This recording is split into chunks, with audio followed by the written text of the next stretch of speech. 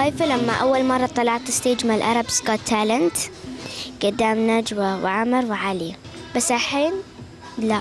قدموا لي بلاتينم ريكورد، كل المساعدة والدعم.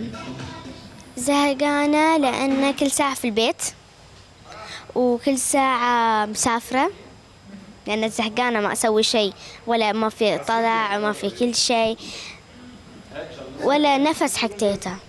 اوكي، وشو عم تعملي مع خيك؟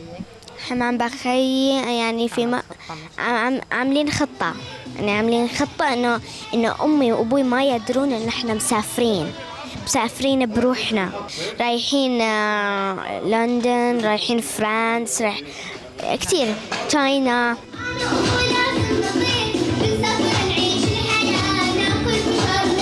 كل حركات إن أنا بعملهم بروحي، يعني بحالي. بروح البيت، لما أجي من المدرسة أريح، عقب أروح برا، عقب أرجع البيت، عقب أتعلم، عقب لما يعني إن شاء الله في الفيوتشر أمي تسجلني في باليه.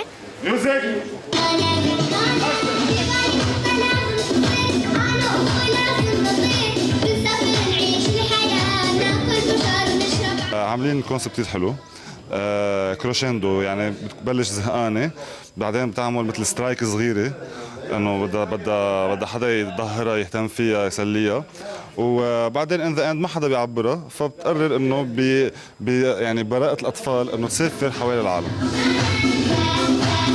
بصراحه حلا يعني منا طفله عاديه وموهبه، وكتير يعني في تناغم مش طبيعي بيني وبينها.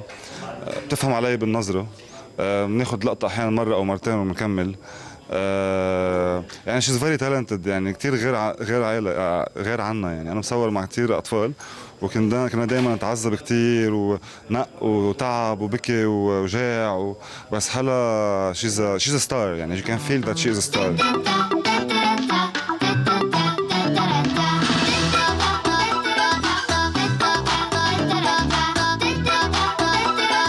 أنا بحبكم كتير، وإن شاء الله تحضرون الكليب إلي اسمها زهقانة، وأكيد طبعا الدايركتور زياد برازي